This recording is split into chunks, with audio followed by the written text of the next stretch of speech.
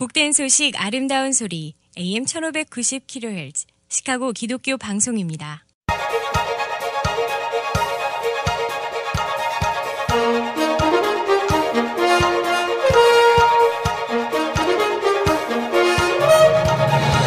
김정일 해설위원의 시사 해설.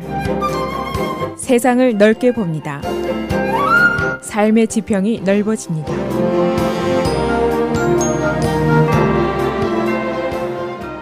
시사 해설입니다. 하버드 대학이 에이시안들을 차별했는가? 이 문제가 법정에 올랐습니다.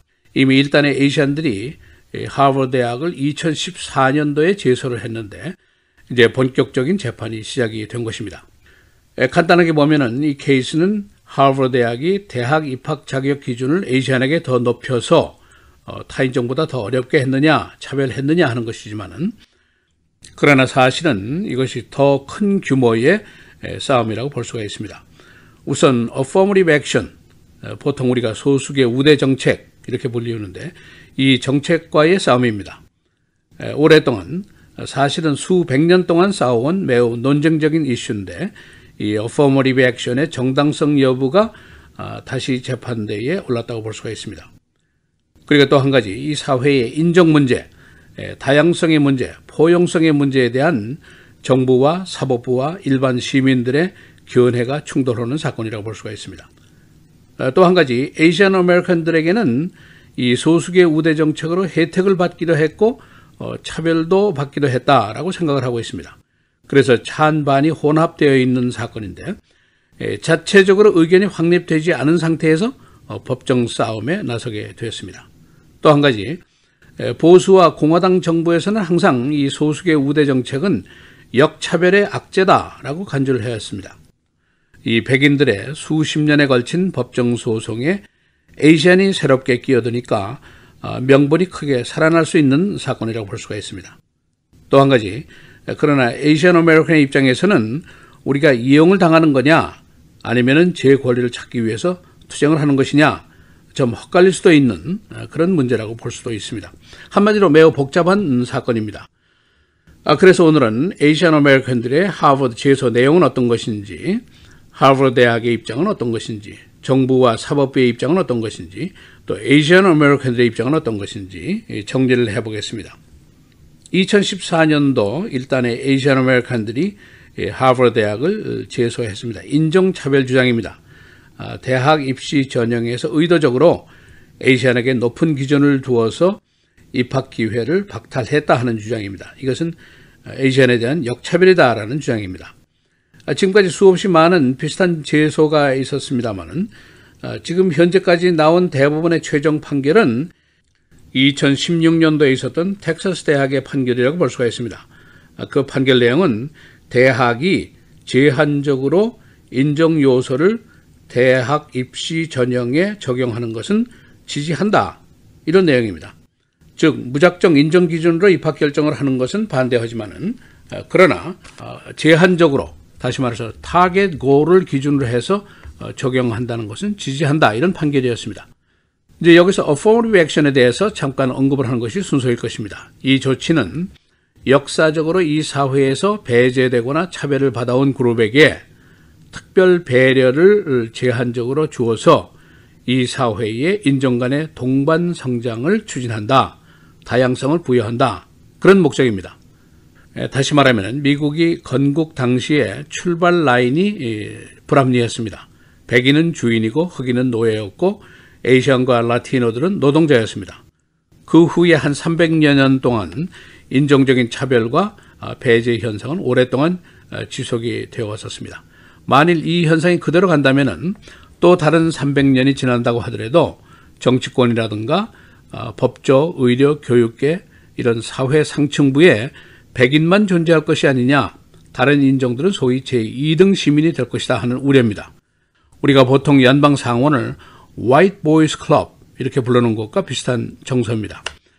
그래서 이 Affirmative Action이라는 제도가 Civil Rights 운동 시대 때부터 본격화가 됐는데 사실은 그 전에 1865년도에 노예 제도가 끝이 나고 흑인들의 사회 진출이 있을 때 이것을 지원하기 위해서 이 개념이 사실은 벌써 등장을 했었습니다.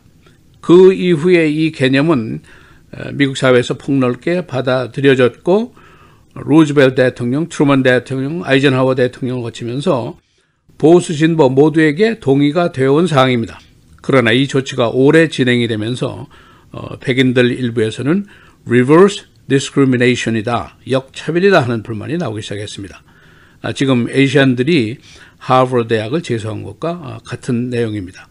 그래서 이 재소가 수십 년 동안 끊임없이 계속이 되니까 캘리포니아, 워싱턴, 미시간, 네브라스카, 애리조나, 코네티카, 뉴햄프셔, 오하이오, 텍사스 등지에서 계속이 되는 가운데 이번에는 아시안들이 보스턴 법원에 이 제소를 하게 된 것입니다. 아시안 아메리칸들의 위치는 어떤 것인가? 아시안은 미국에서 역사적으로 차별과 배제를 당해온 그룹이 사실입니다.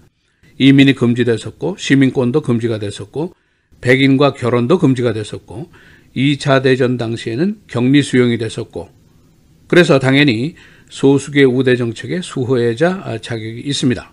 그런데 문제가 있습니다. 아시안들이 공부를 잘합니다. 그리고 경제적으로 성취가 높습니다. 그래서 우대를 하자니 그렇고 안 하자니 그렇고 차별을 받은 것인지 또는 역차별을 받은 것인지 혼란스러울 때가 있어 왔습니다. 한 가지 분명한 것은 일부 한인들의 생각해온 것처럼 이 현상이 우리의 대학 못 가니까 폐지해야 한다 하는 악법이다 라고 간단하게 넘기기가 쉽지 않은 사항이라는 겁니다. 왜냐하면 지난 70년대에 시카고 한인들 이민 초기에 시카고 한인들 중에서도 이 Affirmative Action의 혜택을 받아서 인류 대학에 입학을 한 사람들이 많이 있습니다. 또 정부나 기업의 특별 배려로 공사를 따내고 서비스를 제공하고 그래서 돈을 많이 번 사람들이 꽤 있습니다. 그래서인지 아시안들의 이 케이스에 대한 의견도 혼합적입니다. 갤럽 조사에 따르면 학교 실력으로만 대학 입시를 결정해야 한다라는 사람이 과반수가 나오고 있습니다. 그러나 퓨 리서치 조사에 따르면 Affirmative Action에 대한 지지가 굉장히 높습니다. 지금 아시안들의 Affirmative Action 지지율은 65%를 상회합니다. 여기에 이제 당연히 정치가 한 몫을 하게 됩니다. 트럼프 대통령은 보수 백인들의 정치 기반 때문에 이 Affirmative Action의 철폐를 선거 공약으로 내세웠었습니다. 또 법무부는 이번 소송의 즈음에서 성명을 발표하고 역차별을 중단하겠다 하는 것을 지지했습니다. 그리고 이제 이 케이스가 대법원으로 가게 되면은 이번에 성추행 논란 속에 신임 대법원 판사가 된 브렛 카브나우가 결정권자가 될 확률이 높습니다. 그는 보수적인 판사인데 상원 청문회에서 Affirmative Action에 대한 질문을 받고 이렇게 답변을 했습니다. 조지 부시 대통령의 인종적 다양성 고취 생각에는 동의를 한다. 그러나 인종적으로 치우치는 정책은 잘못된 것이라는데 이 문제의 핵심이 있다라고 설명을 했습니다. 다시 말하면은 대법원에 이 케이스가 오게 되면은 Affirmative Action 철폐를 판결하겠다 그런 뜻입니다. 그런가 하면은 전 하버드 대학의 총장이 금년 6월에 이런 말을 했습니다. 하버드 대학은 오랫동안 지속되어 온 다양성의 가치를 옹호할 것이고 그리고 하버드 대학의 교훈인 Veritas, 즉 기만과 위선과 편견과 이기심을 관통하는 지식에 대한 서약을 우리는 계속해서 신봉할 것이다 라고 얘기를 했습니다. 시사해설 김정일입니다.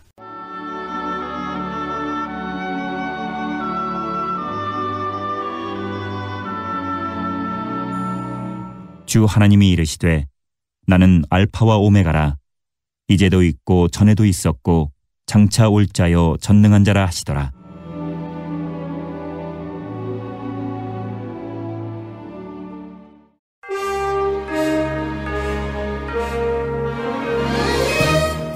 (10월 19일) 금요일 헤드라인 뉴스입니다.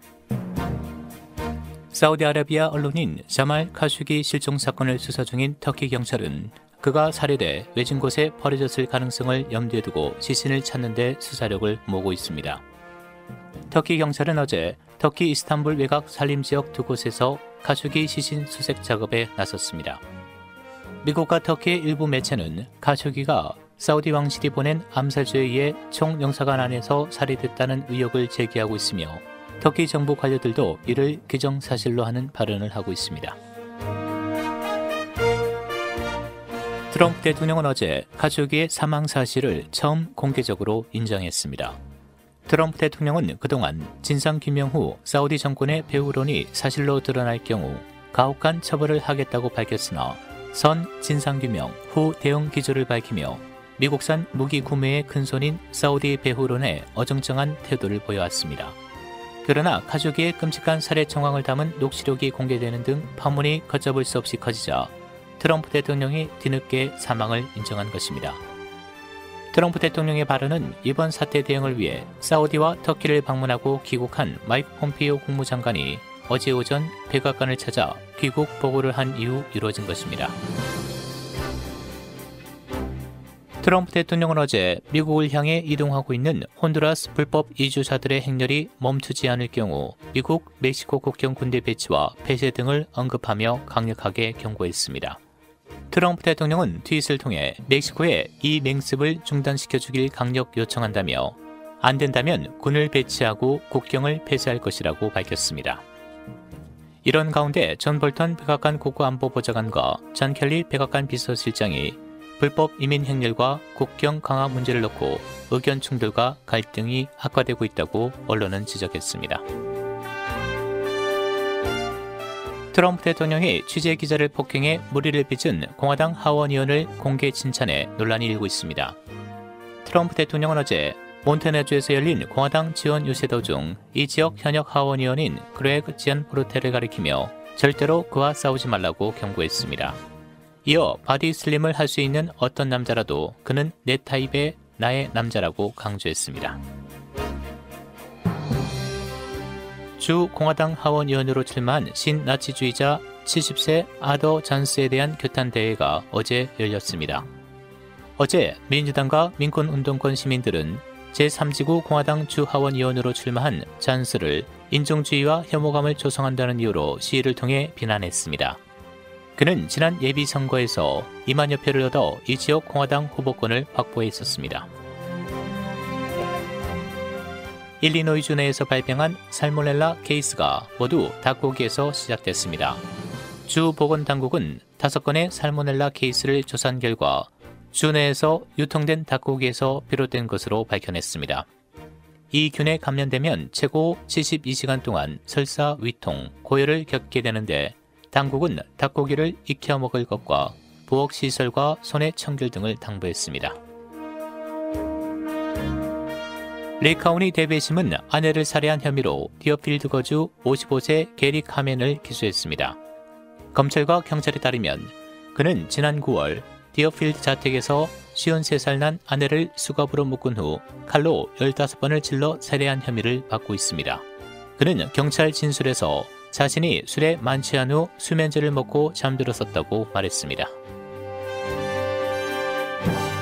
보스턴 레드삭스가 5년 만에 월드시리즈에 진출했습니다. 레드삭스는 어제 열린 아메리칸 리그 챔피언십 시리즈 5차전에서 휴스턴을 4대1로 이겨 시리즈 전적 4승 1패로 2013년 이후 5년 만에 월시리즈 진출을 확정했습니다. 레드삭스는 내셔널리그 챔피언십 시리즈 승자와 월시리즈에서 맞붙게 됩니다. NBA 시카고 불스는 어제 열린 필라델피아 76서스와의 시즌 첫 원정 경기에서 108대 127로 패했습니다. 날씨입니다.